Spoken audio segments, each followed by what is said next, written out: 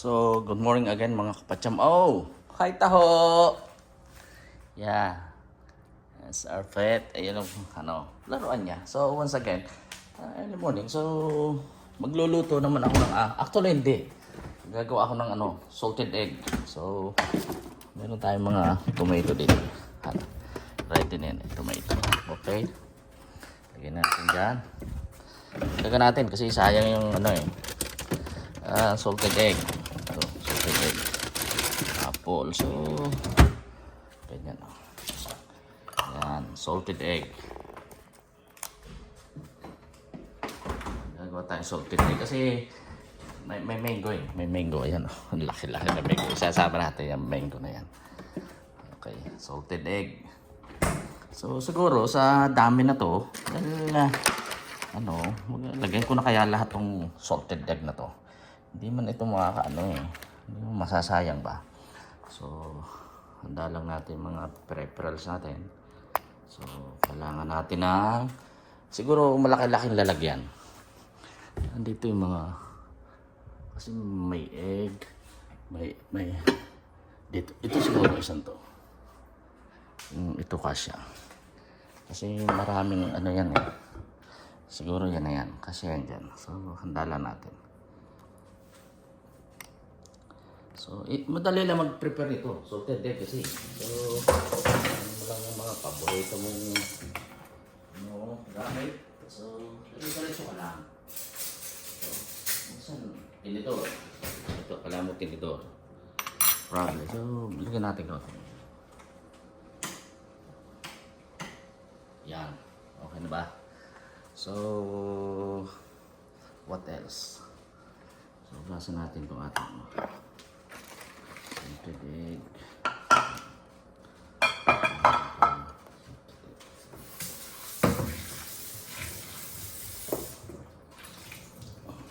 Hugasan mo lagi yan kasi dapat hygienic yan. So, ito yung mango. So, pagkain natin yan.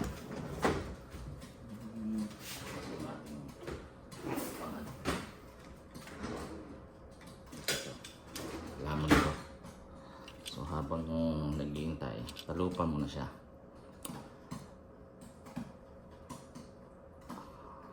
Pwede rin sa huli siya kasi pwede rin talupan mo na.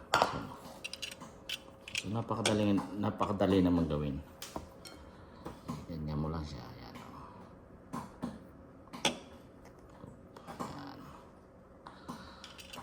Talupan mo lang siya. Basta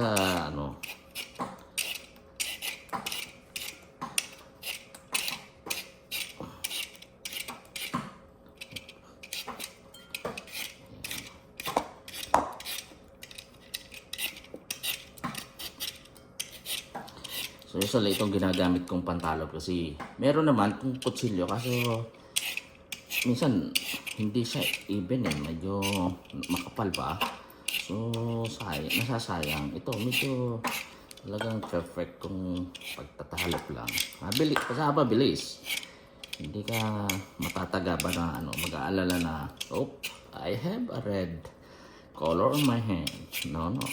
So, it means to say, hindi ka ma-slice man lang na mataga. Gaya. Kasi, basta always be careful for everything. So, yan. Okay. So, hanapin natin. So, ito yan. Okay. So, start ko siya siguro dito sa So, pwede mo rin naman siyang ganunin, yung ganyan-ganyan, kasi salted egg eh. Okay? Yung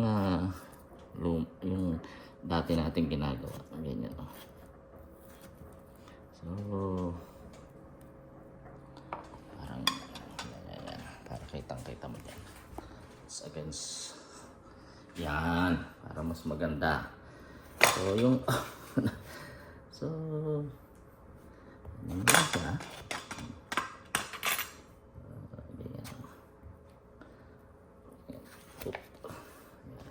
Tapos siguro ganyan-ganyan mo siya. So, nahinog na kasi. So, but still mango. Yung sa part pa, ano natin, so, yan. So, ilagay mo lang siya dito. So, ganyan. Sa, yung mga ano, ilagay mo lang siya dito. Okay. Yan. Kasi, slice mo lang yan, ganyan. Okay. Ito mo? Yan o. Very, talagang ano to, mango. Mango sarap. Nagugutom na nga ako eh. Kasi nga, very, maasim-asim pa. Mukhang maasim-asim eh. So, kasarapan to. So, okay. Yan. Talagang lahat. So, very delicioso. Delicioso. So, set aside lang natin yan dyan. Then, i-wash natin itong ating washing table. So, kaya palitan natin. Kasi nga, pwede naman natin hugasan yan. May extra pa kasi ako. May extra pa ako yan na lagi ko rin ginagamit. Alam mo naman kami, kita ko yung kay Sir Richard Gomez. So, actually, ano mo lang siya. Yan. Palitan rin natin ito. Lagi tayo naman. Ito, mas maganda ito. Malaki. Okay. Yan. Gaya tayo ng limang ano. Ito. 5 ang gagamitin ko kasi no. Okay. So, yan mo lang siya. Yan. Gayatin mo lang siya. Kahit basta square, maliliit lang. Pampamilya naman to eh. Pero siyempre, apply mo lahat yung mga proper way para sa safety, food safety. Kasi before, dyan ako nag-work eh. Sa Food and Nutrition Research Institute. This one, the mandate of that is food safety. Marami. And nutrition. Yan, mga ganyan. So, always be aware of everything because in this kind of world today, talagang iba-iba yung dumarating na sa tao. So, meron namang maiwasan naman yan o mag-prevent by doing some like precautionary measures na talaga namang garantisado because may mga libro kasi yan. Talagang ginastusan ng research. So, balik tayo dito sa aking sumasarap na itong mga na to. Itong mga yung anak ko, saka Mexico. Alam na nila na kung anong ulam. More or less so ilagay lang din natin ito dito. Masama lang. Mamaya natin lalagyan ng asin kasi it depends kasi sa kanila. Minsan, ako kasi kaunti lang mag-asin eh. Asin, 3 hanggang 5 kutsarita. Talagang kay maalat talaga. Kaso hindi advisable kasi pag maalat, hindi mo masya marido. Kasi maalat na eh. So gagawin mo, tansyahin mo lang uli. Pero sa experience ko, pagka kaunti lang nilalagay ko, then sabi nila, oh dad, di naman maalat to. So, alam ko na, lagyan ko lang uling kaunti. Kunting-kunting nyo lang tayo dito sa ating ginagawa kasi it's a part of our daily life. Ano naman to, at saan mo pwedeng gawin? Sabi ko nga, pag may handaan, wala, magluluto, sabihin nyo lang.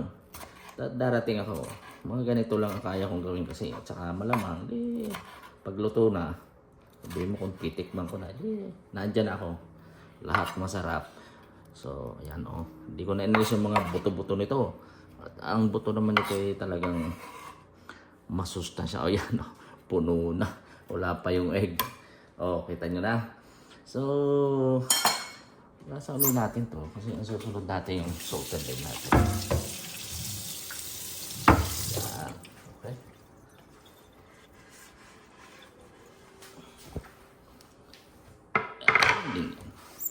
So, tuloy-tuloy tayo. So, kailangan natin handalan natin yan. Kasi, gusto ko na siyang siguro 6 para sulit. Kasi nga minsan alam mo na pag kulang so very ano kasi ito tight na klaseng chicken. So tight seal vacuum ba sealed. So parang hindi effective yung ano. Kuha akong scissor para ito yung ano. Yan.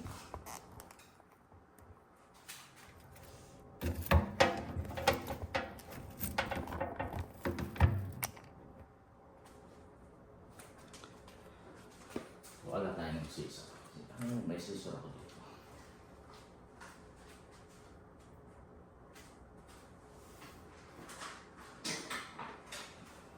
Yan. So yung scissor natin, ano naman. Uy! Meron ako nakita ano okay. Ano ko tama mamaya. So, diretso lang tayo. So, nakaano naman to. Usually, ano ko lang. Tas binami dito lang. So, ilagay mo lang dyan. Nakaano ba siya?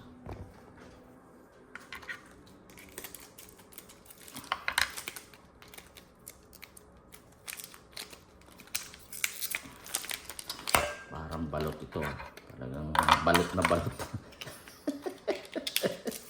Sabi nila, gusto mong balot. Wala problema, gusto mong balot. Ano gusto mong balot? Yung maalat na balot. Pwede rin yan. Nadala ko ng joke na to na personalize ako balot. Maalat na balot. Yun pala. Nakabalot talaga siya sa ano. For talagang safety. Saka yung ano ng quality ng ano nila. So, kasi for human consumption kasi ito. So supposedly iwawas pa yan. Tapos para ano naman tayo. Yan. Okay. So ito mga ano to. Dali lang natin.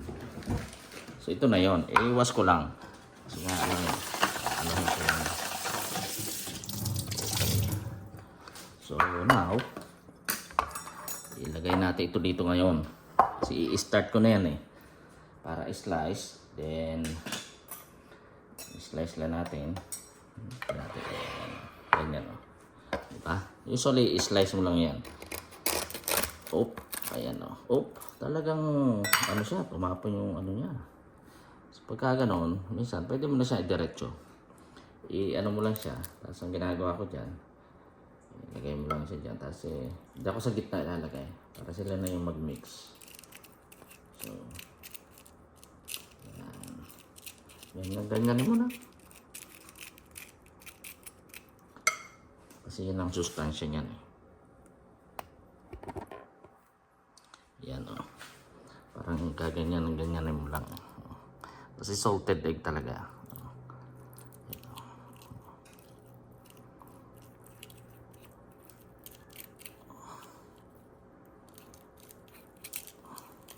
Mga simpleng pagkain lang pero sulit yan. Pagka siguradong yung niluto mo, damihan mo na. Tapos mag-invite ka, darating. Padala mo ng picture, darating. Kung gusto mong talagang sabi mo masarap, hindi na ubos, pabaan mo lang. Kasi that we call sharing. So nothing to lose. Both will benefited from that kind of world that really exists. Talagang proven na pag nag-share ka,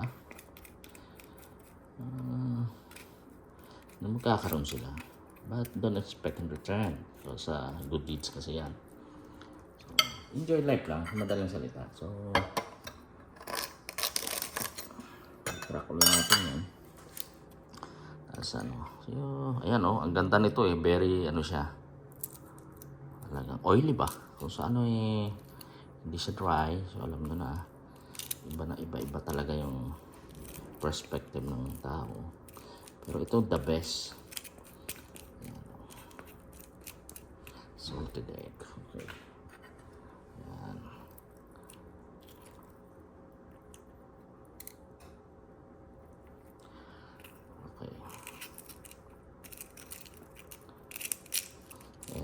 hopefully habang pinapanood nyo to, nag-iisip na rin kayo na bumili. Sabi nyo, ba, kung hindi kaya, maraming makayong egg. May mga YouTube na ano, na mapapanood nyo. Tapos gayahin nyo lang. Ano lang. Basta sundan nyo lang yung sinasabi nila. More or less, aalat yung itlog nyo. Lagyan nyo lang talaga ng mga required nila na ingredient. Kasi nakita ko nag-iba na yung pagkagawa ng salted egg. Kasi napanood ko kasi, ba, nalagay na, tubig lang eh. Dati, parang sabi, ibaon mo sa ano. Tapos balikan mo lang several days, maalat na yan. Tapos sabi niya, pula. Yung pala, lagyan niya lang ng gulay yung balat. So, parehas din. Salted. Pag tinan mo, salted egg eh. At ano, sumarap siya. Kaso pag binili mo siya, nagmahal na siya. Kasi may process kasi. Yung process na yan, talent kasi. Paano yung ginawa, nag-exert ba ng effort. Para magkaroon ng additional ano. Saka innovation din sa ano niya, natutunan niya ba. So, para pagka tumanda ka na. So, masalin mo ba sa iba na I can make salted egg. I can prepare salted egg. How? Kasi nga, naging part siya ng early life. Talagang proven. Kasi ito, masarap talaga ito. Malapit na tayo. Kasi talagang hopefully, habang sabi ko nga, habang nanonood kayo, nag-iisip nyo siguro kung anong pwede nyo gawin to. Yan, pakasimple lang. Yung iba, lalagyan nila ng sibuyas, ganyan. Pero ito, mga favorites, usually sa umaga. Pero kung tabing dagat to, o may plano kayong pumunta sa dagat, ito ang magandang dala. Salted egg, tapos may mangga. Iba yung mangga na green. Tapos may bagoong. Actually, yung bagoong kami dyan eh. Talagang naka-reserve. Medyo naka-stack na siya. Kasi nga, minsan-minsan lang ito gawin. Magawa pag ano. Yan. Tapos yung kanin mo, huwag mong kalilimutan talaga. Minsan kasi napanood ko, ready na lahat. Tapos nung kakain na sila, sabi niya, anong nangyari sa rice natin, hindi luto. Eh, sinaksak naman. Eh, hindi na i-on. Kaya, sabi niya, ano ba? Oh, sige, maghintay lang tayo. So, yung excitement ba? Ang ending, ano rin talaga. Nakakain pa rin. Kasi nga, naluto naman lahat. So, ano tayo? Ano tayo?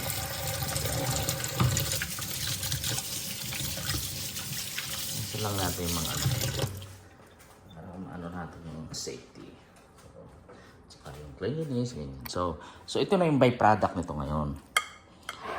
Alam nyo naman yan, no? Ito, yan, no? So, medyo, yan, no? Meron siyang mango dito. Sometimes, kung gusto nyo ripe, kaso ito nahinog na kasi. Tapos yung salted egg na 6. Tapos ito yung siguro 5 tomato. So, variety rin siya. So, that's all po na mga kapacham. At sana nagustuhan nyo ang bagong, hindi naman bago. Ito yung ginawa kong ngayon para breakfast menu para sa family. So, easy to prepare and very delicioso.